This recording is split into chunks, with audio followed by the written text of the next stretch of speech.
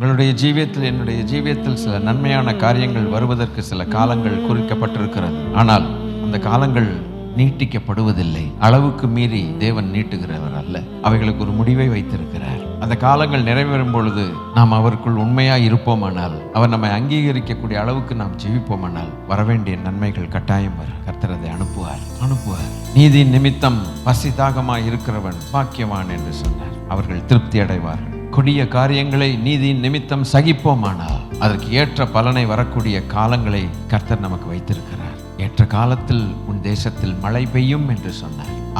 ஒண்ணு செய்யுங்க.